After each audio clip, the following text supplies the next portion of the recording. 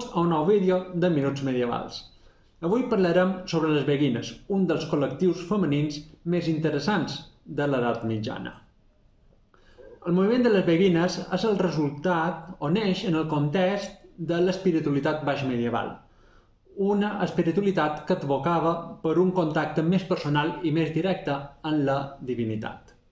El moviment de les beguines neix concretament a l'àrea de Flandes, una àrea amb una societat urbana i comercial molt potent.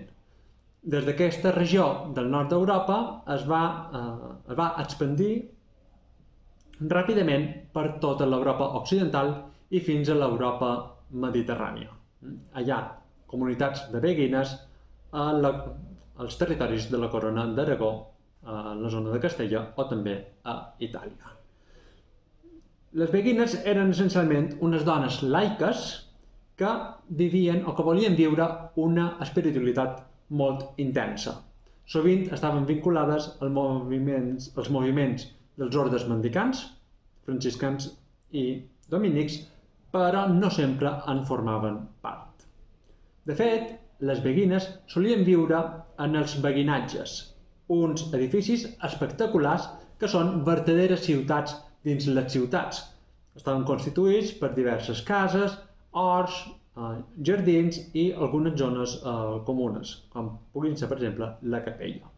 No obstant això, també hi havia altres comunitats de beguines, menys nombroses, un nombre pot ser d'entre 2, 10 persones, que vivien en cases particulars o que feien vida eremítica en ermites o santuaris a les zones de muntanya. També hi havia alguns casos de beguines que vivien en solitari, a les seves cases particulars, o que fins i tot convivien amb les seves famílies, encara que no haguessin professat en el moviment de les beguines. Per guanyar-se la vida, les beguines es dedicaven sobretot a tasques caritatives, oferien assistència a pobres, a malalts, als diferents hospitals. També se dedicaven a l'ensenyament, sobretot de noies, i també al treball tèxtil, sobretot al teixit. Per tant, les beguines no eren monges. A diferència de les monges, no feien els vots monàstics, tot i que sovint sí que observaven o sí que respectaven la castedat. A més, com que no eren monges, l'ingrés al moviment beguí era lliure, és a dir, no calia pagar un dot, a diferència dels monestirs. Això implicava, doncs, que dins els beguinatges hi podien conviure dones de diversos estaments socials. Tant hi havia dones de procedència aristocràtica com altres dones humils. Però com que no calia pagar el dot per accedir al beguinatge, doncs vivien conjuntament. Com que no hi havia, o com que no realitzaven els vots, les beguines també podien abandonar el moviment, podien abandonar el beguinatge, la casa, sempre que ho desitgessin i disposar dels seus béns.